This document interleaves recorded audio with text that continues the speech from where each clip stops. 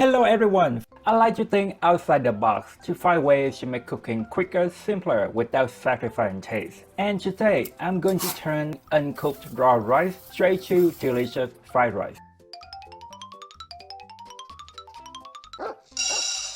Alright, 1 cup of long grain rice, rinse a couple times, add 1 cup of water and place on high heat to bring to a boil. Also add 1/4 teaspoon of kosher salt and 3/4 teaspoon of sugar. Let's get everything else ready.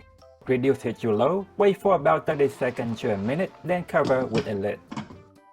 On this side, we dice a bunch of green onion. Keep the white and green part separate, then transfer the white part to a non-stick pan. Mince a couple cloves of garlic, then add to the pan as well. Pan on medium heat, add 2½ tablespoons of vegetable oil. Stir occasionally until garlic is brown. Now we turn heat of the rice pot to medium, then strip everything from the garlic pan over. What's happening right now is we frying the outside of the rice while continue cooking the inside of it. 1 tablespoon of soy sauce, stir and flip, cover and reduce heat back to low.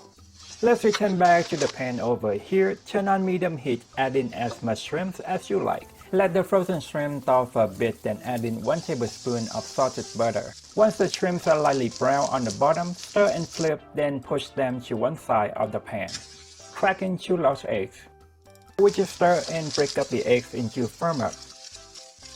Now, final steps, we crank the heat to medium on the rice pot, check for seasoning and adjust if needed. Add the shrimps and egg in, stir up, add the rest of the green onion, stir, then remove from heat.